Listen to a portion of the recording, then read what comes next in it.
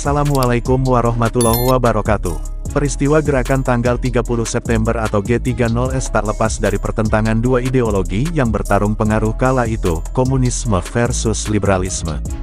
Blok Barat versus Blok Timur.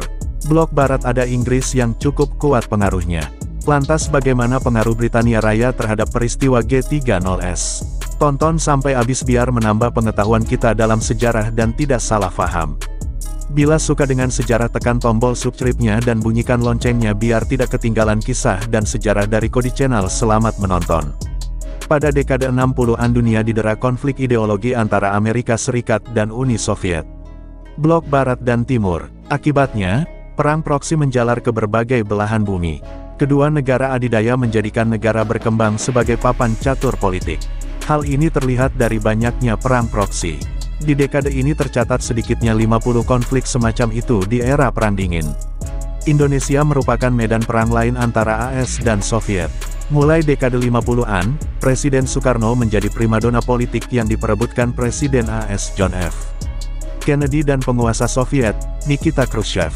Waktu itu Indonesia sudah menjelma jadi kekuatan terbesar di Asia Tenggara dan mulai diperhitungkan di dunia. Seperti dikutip Deutsche Welle, Soekarno yang merasa Indonesia sudah cukup kuat mulai dianggap lebih condong ke Blok Timur. Soekarno mulai menghidupkan poros Moskow-Beijing-Jakarta. Hal tersebut terlihat pada 1960-an, Soviet tercatat sebagai pemberi bantuan terbesar ke Indonesia melebihi negara lain. Tapi manuver politik itu berujung fatal bagi Indonesia. Tatkala hubungan politik Indonesia dengan Soviet menguat, diplomasi Nusantara dengan Barat remuk. AS diketahui membantu pemberontakan PRRI, Permesta tahun 1958. Soekarno membalas. Ia memerintahkan agresi militer terhadap Malaysia untuk menentang pembentukan negara persemakmuran oleh Inggris. Kita mengenang peristiwa tersebut dengan jargon, Ganyang Malaysia, yang terkenal itu. Bung besar saat itu beralasan menentang neokolonialisme. Realitanya ia menyokong pemberontakan kelompok komunis Malaysia di Sarawak. Operasi rahasia Inggris. Blok Barat semakin khawatir Soekarno yang mulai menua mewariskan tahta kepada Partai Komunis Indonesia (PKI). Segala cara dilakukan Barat untuk menggembosi PKI.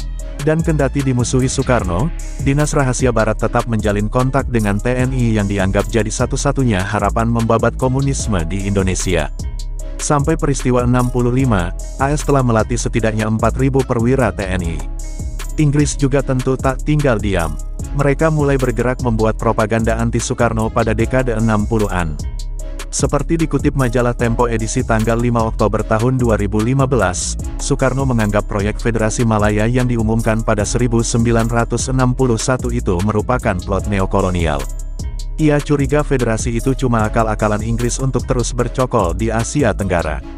Menurut Michael O. Billington dalam jurnal Executive Intelligence Review edisi tanggal 8 Juni tahun 2001, Inggris menyambut konfrontasi sebagai peluang untuk menghancurkan nasionalisme Indonesia. Kepala Staf Kementerian Pertahanan Inggris sudah menyiapkan laporan yang mengusulkan operasi rahasia.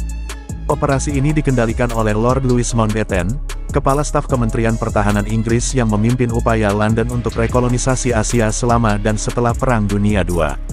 Namun menurut Billington, niat menjatuhkan Soekarno tak kunjung tercapai lantaran Kennedy terus menolak permintaan Inggris untuk menghentikan semua bantuan bagi pemerintah Soekarno.